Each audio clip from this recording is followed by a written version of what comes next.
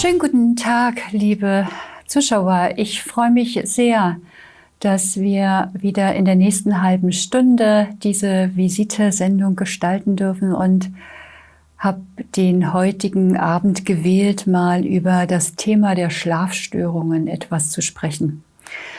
Eine junge Frau aus der Schweiz, Gabriele, schreibt, dass sie immer wieder nächtliche Durchschlafstörungen hätte und auch immer wieder auch schwer einschlafen kann. Nun ist es ja so, dass man dann schon mal in einer gewissen Stresssituation vielleicht mit einem Schlafmittel reagieren darf.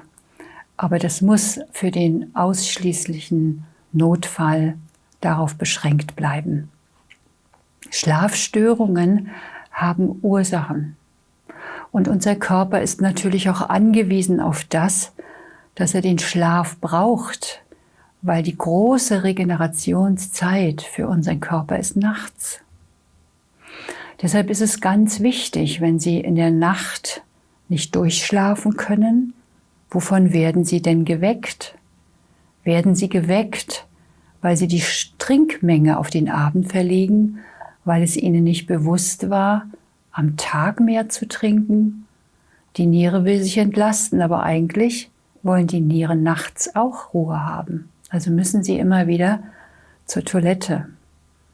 Das andere ist, dass natürlich auch ein Blasenmuskel schwächer geworden sein kann und die Kapazität der Blase nachgelassen hat und deshalb man diesen Urin loswerden muss. Aber das ist es, glaube ich, nicht bei einer jungen Frau.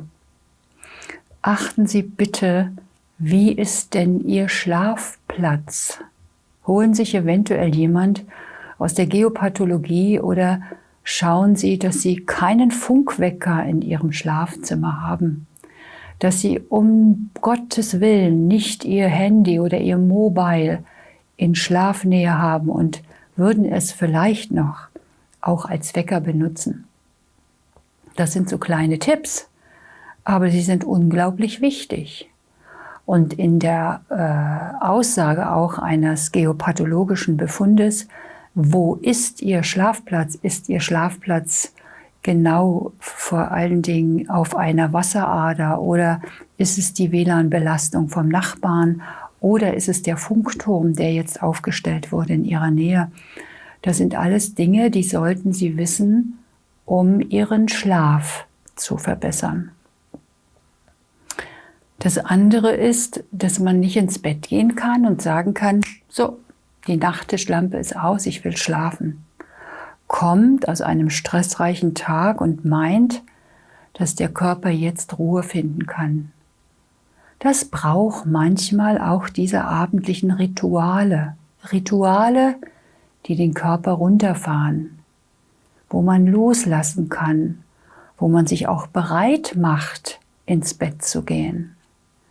Deshalb sollten Sie sich nicht durch Dinge euphorisieren, durch vielleicht irgendwelche Thriller im Fernsehen oder durch anregende Talkshows.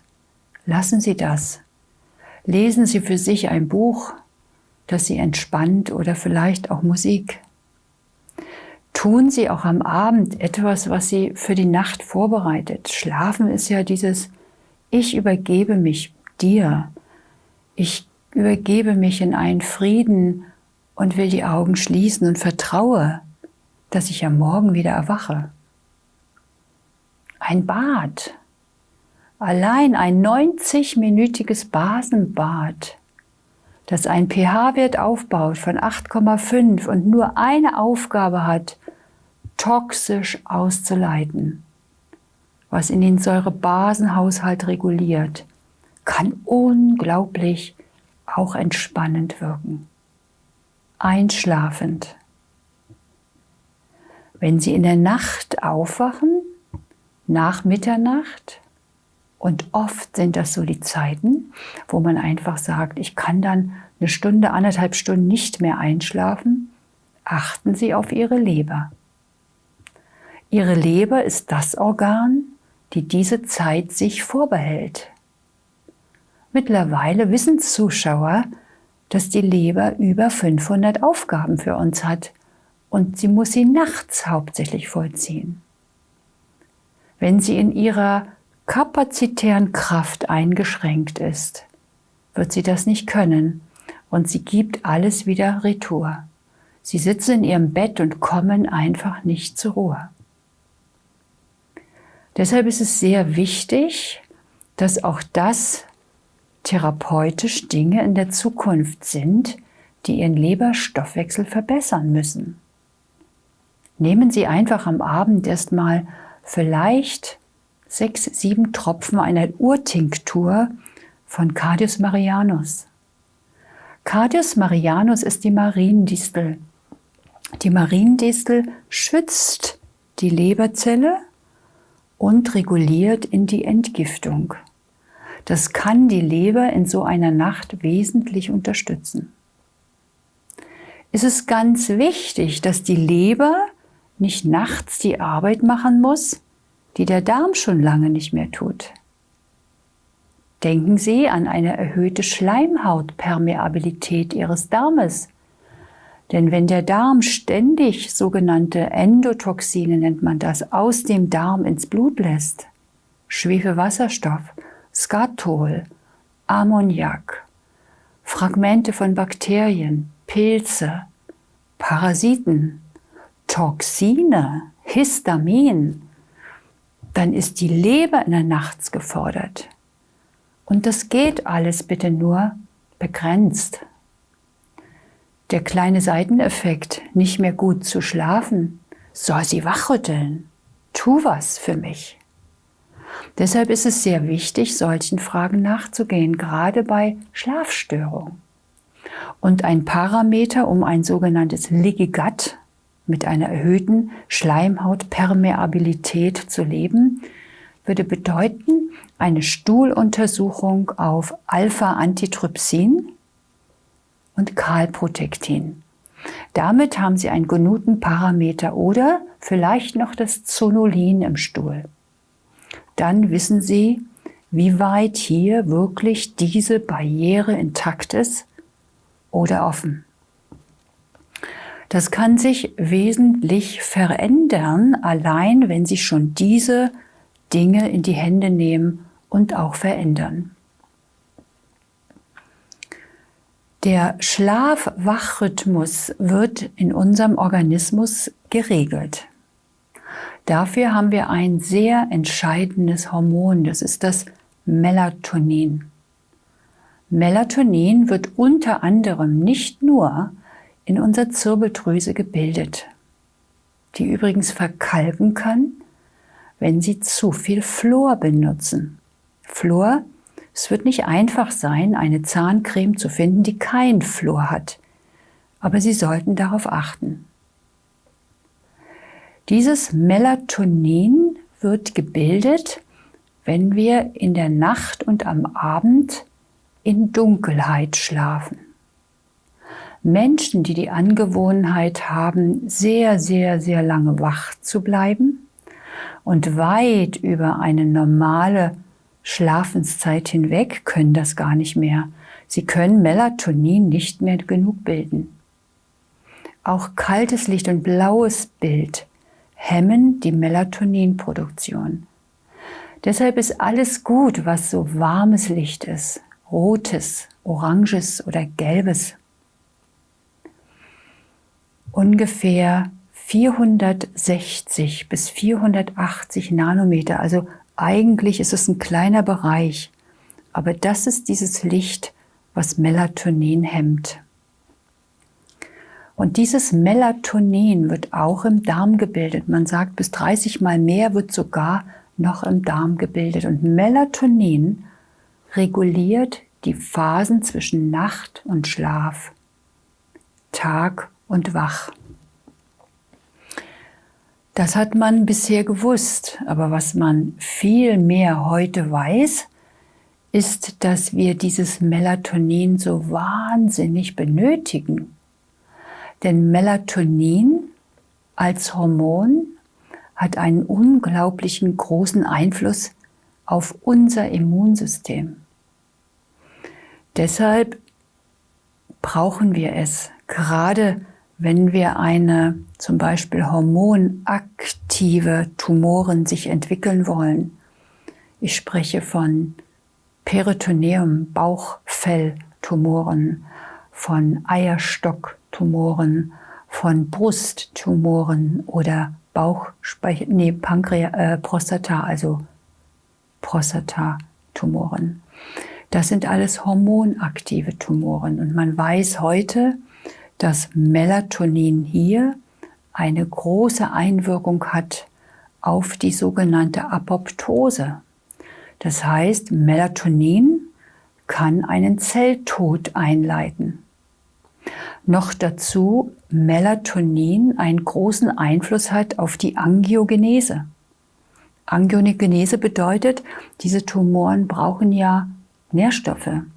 Es bilden sich Gefäße aus, die andocken an andere Gefäße. Hier wirkt Melatonin hemmend. Das sind neue Erkenntnisse und dennoch gerade unglaublich wichtig, dass Sie wissen, ob Sie überhaupt in Ihrem eigenen Stoffwechsel genug Melatonin produzieren. Und dafür brauchen Sie die Aminosäure Tryptophan zum Beispiel.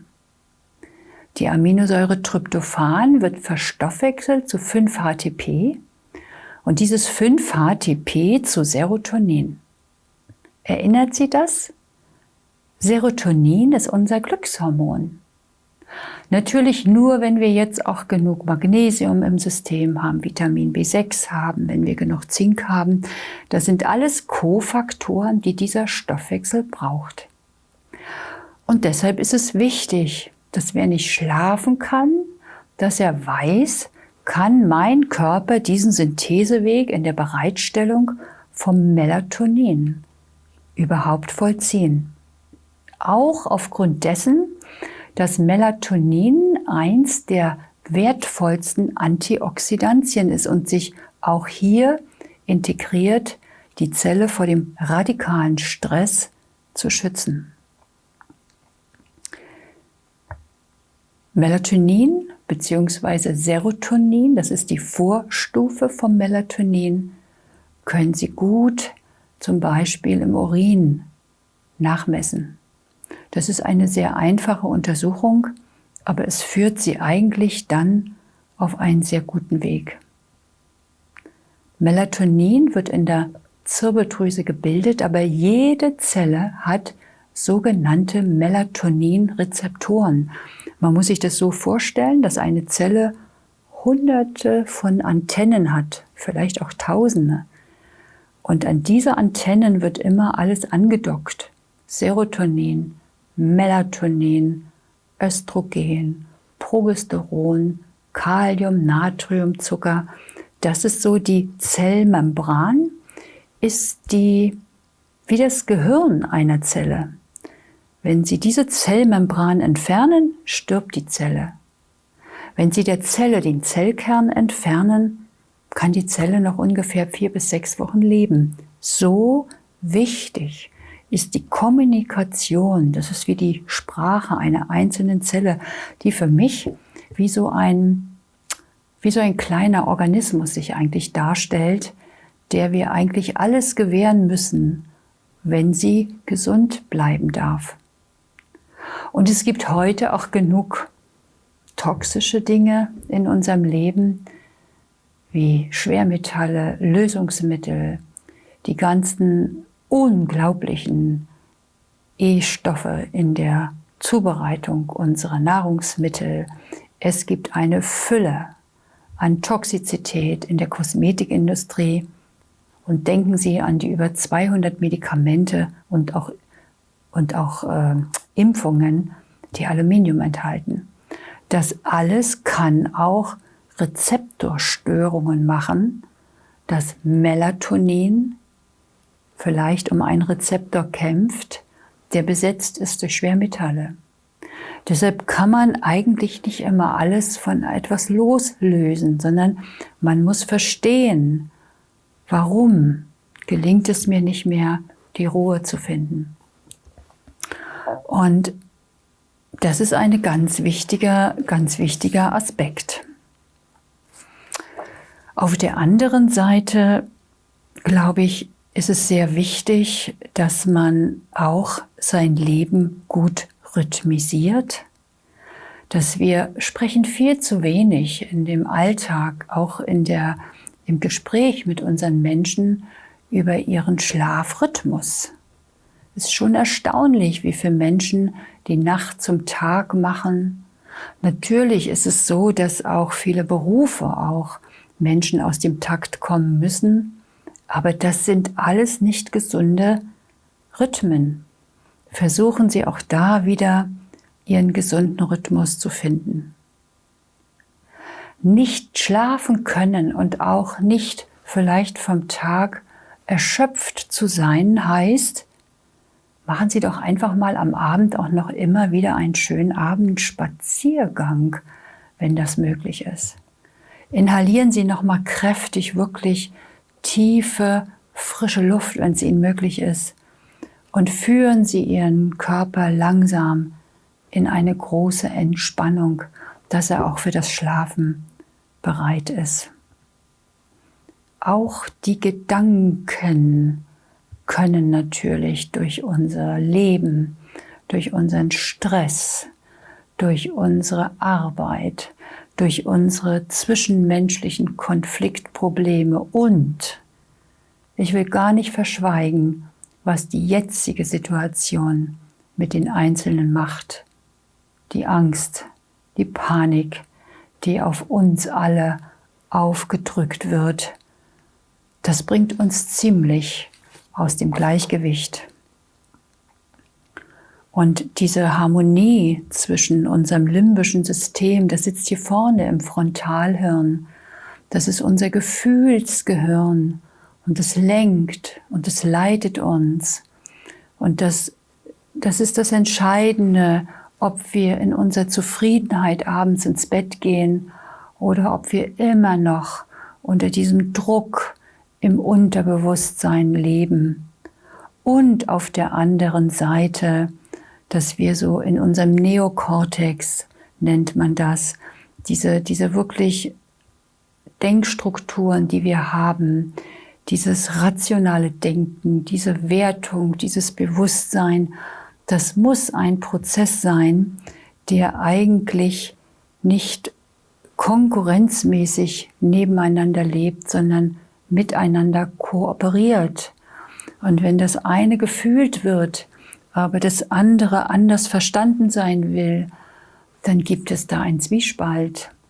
Und es ist so wichtig, dass wir in unser Gleichgewicht kommen, dass wir uns Menschen suchen, die uns helfen, die Dinge anders zu verstehen, vielleicht anders zu sehen und die uns auch helfen im Rahmen von Bearbeitung, Konfliktlösung, aber auch durch Entscheidungen, die wir vielleicht neu treffen, uns in eine andere innere Ruhe und in einen anderen Frieden zu bringen. Das ist ganz wichtig, wenn es darum geht, wieder in Ruhe schlafen zu können. Ich glaube und hoffe, dass Sie vielleicht den ein oder anderen Aspekt jetzt für sich auch dafür nehmen können. Vergessen Sie nicht, dass wir alleine im Reich der Pflanzen eine unglaubliche Anzahl haben von Möglichkeiten über Johanniskraut, über die Passionsblume, der Hafer, Avena sativa kann den Körper wieder neu rhythmisieren. Lycopus, der Wolfsrapp, ist das große Schilddrüsenmittel. Die Schilddrüse passt sich unserem Stress an. Er rhythmisiert wieder den Körper und reguliert auf ein vielleicht normales Niveau wieder runter. Es gibt eine Menge von Dingen, die man gerade zum Abend mit 300 oder auch 600 Milligramm Natriumcitrat, den Gegenspieler des Stressprogramms, den Parasympathikus, wieder stark macht, reguliert und Entspannung bringt. Ich glaube, das ist alles ganz wichtig, dass wir wissen, dass wenn wir nicht mehr mit Freude auch abends ins Bett gehen und sagen, Ich bin zufrieden mit dem, was für mich sein darf. Und ich kann wieder schlafen, dass das ein unglaublich wertvoller Aspekt ist. Und auch gerade in der Prävention muss ich Ihnen sagen, achten Sie drauf, dass Sie draußen kein Licht haben, wenn Sie gerade vor so einer Straßenlaterne Ihr Schlafzimmer haben. Sorgen Sie für dichte Vorhänge, die Ihnen eine dunkle Atmosphäre schaffen. Der Körper ist auf diese Dinge angewiesen. Er ist früher zum Beispiel mit dem Licht auch in die Ruhe gekommen. Die Menschen hatten ja gar keine Möglichkeit. Das Feuer war eigentlich das Einzige, was abends ihnen noch ein bisschen Licht gab, auch durch Kerzenschein. Das wäre so, als wenn wir sagen würden, so wie die Sonne untergeht, nutzen wir nur noch das Licht der Himalaya-Kristallsalzlampe. Also es gibt viele Möglichkeiten, sich aus diesem sehr, sag ich mal, unschönen Situation hinaus zu manövrieren. Aber man muss auch an ganz viel denken und man kann es niemals lösen von den eigenen Belastungen, die Ihr Körper trägt, die er unbewusst getragen hat, die Sie durchlebt haben, weil Sie vielleicht ein Kind hatten, das sehr geschrien hat. Der Körper hat sich an diese Schlaflosigkeit einer jungen Mutter versucht anzupassen und hat total seinen Rhythmus verloren. Versuchen Sie es zu verstehen und versuchen Sie es natürlich auch zu behandeln. Und ich wünschte mir, dass ich Ihnen hier einige sehr wertvolle Hinweise habe geben dürfen.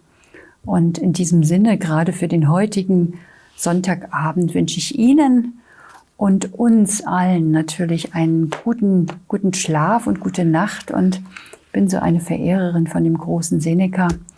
Und Seneca hat mal gesagt, es gilt, sich von 2 Schwächen eigentlich als Mensch zu befreien. Von der Furcht vor der Zukunft und dem an Erinnerung an vergangenes Leid.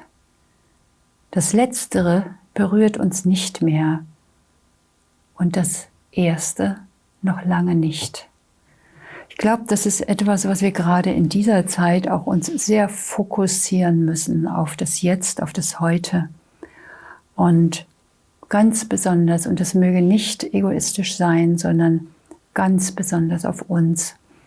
Denn die Welt wird nur besser und schöner, wenn von uns aus eine gewisse Zufriedenheit und ein innerer Frieden ausgehen darf.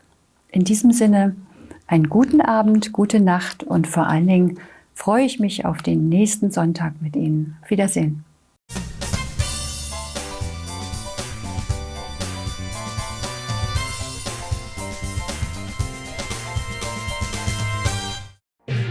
Liebe Zuschauerinnen und Zuschauer, die vorangegangene Sendung ist eine Indikation für einen ganzheitlichen medizinischen Ansatz und ersetzt nicht den Gang zu einem Arzt Ihres Vertrauens. Besten Dank.